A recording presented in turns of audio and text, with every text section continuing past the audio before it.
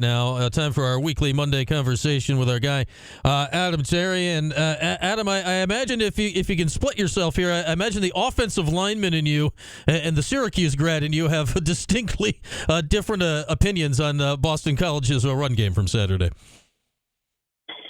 Yeah, it was definitely an interesting piece there. As I'm going back and I walk away from the game, you start scrolling through social media, and one of the things that I popped on was Boston College football on their social media page. It's Bill O'Brien at about 7:45 in the morning, holding court during breakfast, and he's imploring his people to win on the offense and defensive line of scrimmage. And he says if we do that, we can win the game.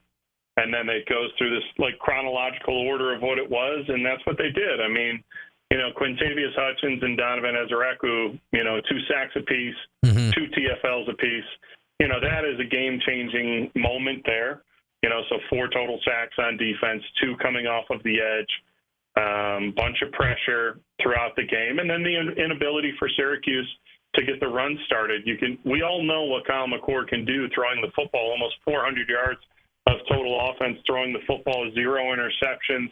But the glaring thing here is, 16 attempts by LaQuinn Allen for 51 yards. So, I think that sweet spot for a kid like LaQuinn Allen is that 20 to 25 touches per game. And, if that is the case, he should be doing more than that 3.1 yards per carry throughout the course of the game. But, I think it's one of,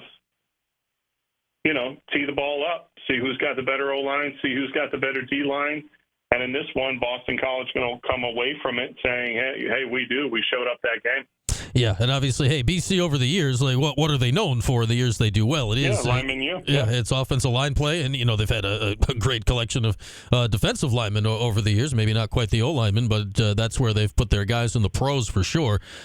I'm curious, Adam, Syracuse's run defense, because it was not anything complicated, right, BC was doing. I mean, correct me if I'm wrong. It was, hey, here's power, here's power, here's power. I mean, they were running some of the more basic run plays you can run, but they were running it effectively all game long. Were they just pushing Syracuse out of the way? Was it a numbers issue? What did you see that made it so effective? Well, I thought that, with Watson and with Perry, I thought those guys were getting pretty good push in the run game as far as what that was. But, it's 3 down linemen, 3 bigger linemen, and then they were building, the front off of that with their linebackers, which we've grown accustomed to at Syracuse with the prior, the 3-3 stack type defense. And then coming into this, Fidel Diggs is really that 4th down lineman. But, when you start getting pushed around a little bit, you have to look at, okay, well, do I throw a 5th defensive lineman in there? How do we stop this run? Because, the passing game was woeful for Boston College. 14 yards out of Thomas Castellanos, and then Grayson James coming in and adding that relief for, 51 total yards throwing the football. But, I just think that big play on 4th and 1 was really their only significant pass play throughout the game. And right. You've got 43 touches by 2 running backs in Kai Robichaux and Jordan McDonald. We didn't even know who Jordan McDonald was prior to the game. He was the 4th guy in the depth chart. He goes out for 133 yards and a touchdown. And then, oh, by the way, the guy that we expected to show up was Kai Robichaux, and he clocks in almost 200 yards of total offense on the ground. So the biggest glaring thing to me was 7.1 yards per carry for Robichaux, and then 8.9 for McDonald. That's one where you got to be like, okay, well, we give up a lot of yards on the ground, but also too, you've got to pull your neck back and start throwing a couple larger bodies in there and see how you can stop that offensive line by Boston College. Yeah, I mean, the McDonald thing was crazy. I mean, he was literally north of 50 yards in the first quarter, while we were all still trying to figure out who the heck that guy was. It's like, how is this going on? And you're right, Adam, it goes back to the O-line. How much on defense, because it turned out to be only the one play. Now it's the play that essentially seals the game on that play-action touchdown. How much on defense do you just 8 guys, 9 guys, kitchen sink, run blitzes, whatever. How much do you just totally throw the sink? What's the balance of that versus still worrying about the pass in a game like this? Well, I think with the pedigree of Robichaux, you got to be cautious in saying, like, hey, we're just going to line up the defensive line with 8 guys on the line of scrimmage. Yeah, okay, that sounds good in Madden. But the reality is you've got to have spacing there, and then once they get to a certain level, you got to have support players in, because what was happening is you were getting a push in the interior front of that defensive line, and then once they got to the second level, there were a couple that if it wasn't for Deuce Chestnut or Cinco Clark, those things are going house calls. Mm-hmm. So I will give the safeties a lot of credit for coming up there and making plays in the run game. But it like you're saying, what is that healthy dose of defense? And they got to figure it out quick, because the reality for what this is once you've been exposed in college football, whether that team that you're playing next can do it, they're going to look at it and say, okay, well, maybe we have to do this in order to kind of come away with a victory in a situation like this. So I like the guys that they have in there.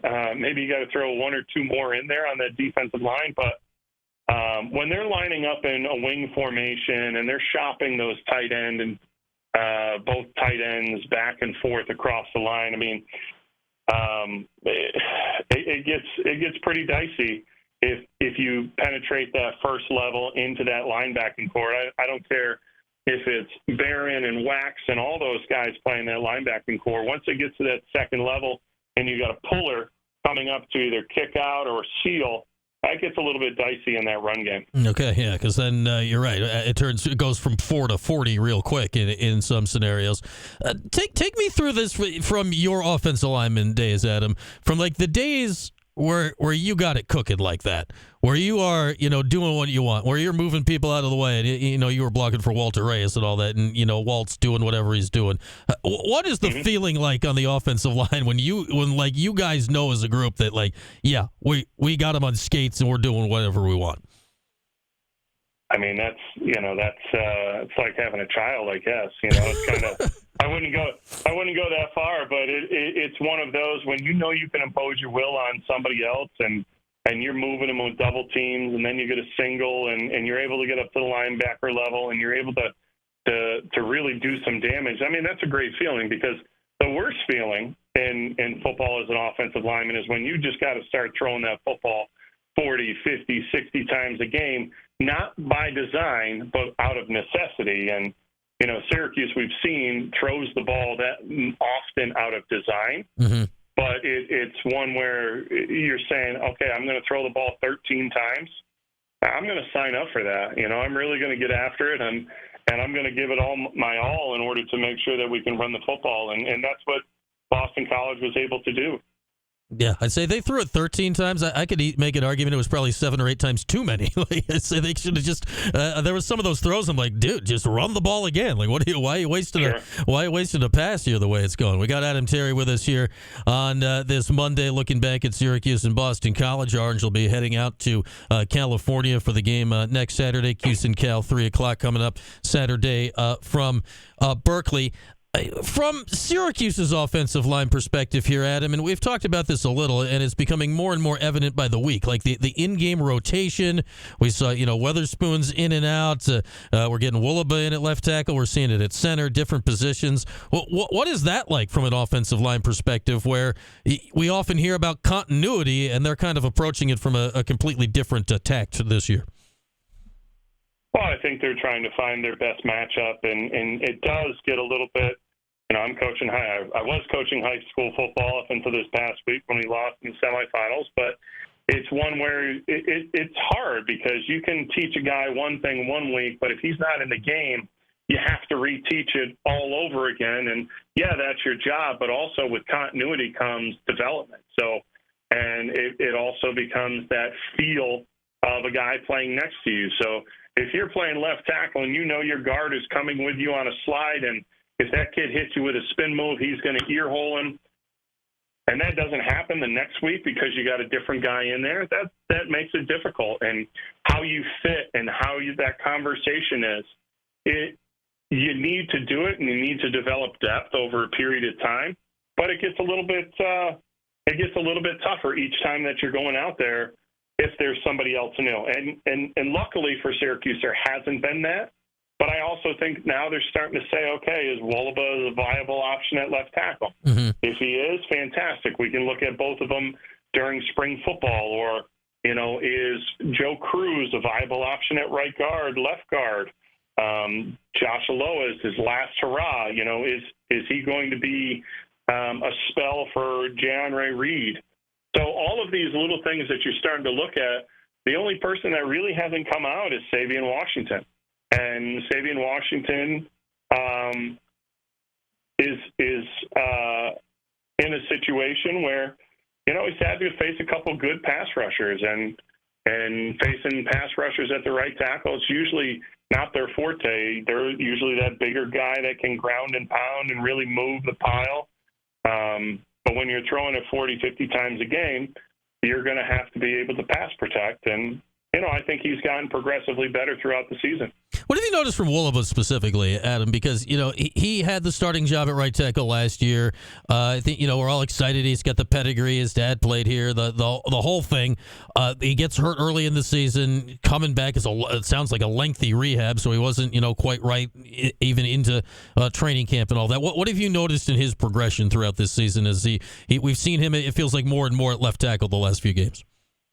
Yeah, I think the easiest thing about the progression is exactly what you said. He's starting to see more reps. When you start to see more reps as an offensive lineman, that means either the guy in front of you is not doing as well as he can, or you're starting to show something significantly different than what you had earlier in the season that is now pulling reps away from somebody. And I think that is what a guy like Wolaba is doing. I think a guy like Cruz, Joe Cruz, and they're doing is really not necessarily the guy in front of them is doing worse. It's just they've progressed throughout the course of the season, and you have to be able to give a guy like that, reward him with reps. Yeah, and I obviously he was of starting caliber last year. It was only injury that robbed him of that, so it'll be interesting to see how he continues to progress going forward. We got Adam Terry with us here on a Monday, and Fran said it here, and it's true. It's probably also true with two plays the other direction, but here's the team, Adam. They're 6-3. You go back to the Stanford 4th and 9, the 4th and 1 this last game. You're 2 plays away from 8 and 1. It's probably equally easy to find. I'd imagine 2 plays away from being 4 and 5. I guess the other direction. How close do you feel that this team is from that point? And I guess with that, you're not going to hit some of those outlandish goals this year, but you still got a chance here for a good close to the season. What would this mean here for them to finish up this season in a way that would show that here going forward? I mean, it's just a fantastic opportunity. You get them every Saturday that you go out, and over the course of this year, a Thursday night and a Friday night, that you're going to be able to go out there and really show the world what you're capable of doing. And these next 3 games, you've got Cal on the road. That travel schedule for Cal it's going to be, all-day sucker. You're flying out early. You're getting out there. You're probably having a practice. You're waiting around a day in the hotel. Hopefully you can get some recovery done, and then boom, you're playing 12 Pacific, which is 12:30 Pacific, 3:30 Eastern, whatever that half hour in there is. But that's going to be a tough one. I think the travel of that is going to be tough. Coming off a loss like this, who do you have? Is everybody healthy? Connecticut, I really think you should go in the Dome and beat them up.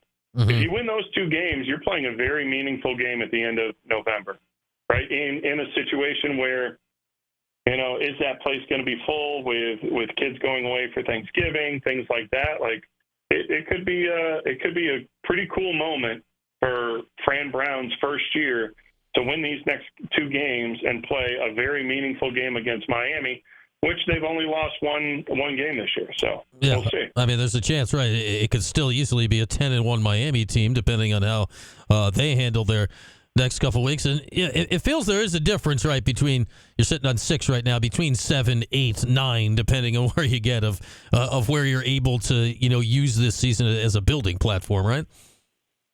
Yeah, I mean it's amazing if you finish these next 3 up and you win.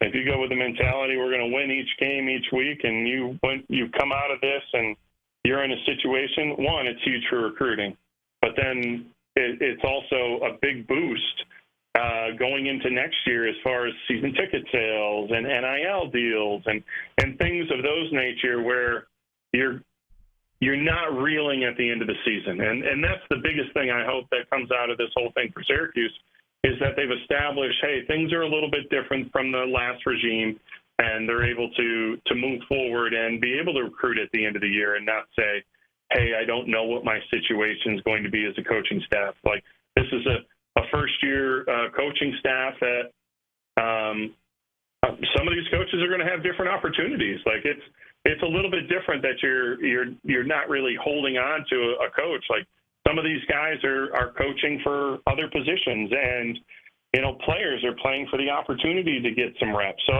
I just like the whole mix of it going into the end of the season because it doesn't feel. It is a different situation for Syracuse football right now. All right, lastly, Adam, what do you make of this Cal team? They finally got their first ACC win last Friday night in Winston-Salem against a Wake team that just doesn't look that great this year. They got 1 in the league. I could easily get them 5, right? I mean, they've had so many late game, just like, oh my goodness, how'd this game get away from them? What do you make of this Cal team and what the challenge is this week?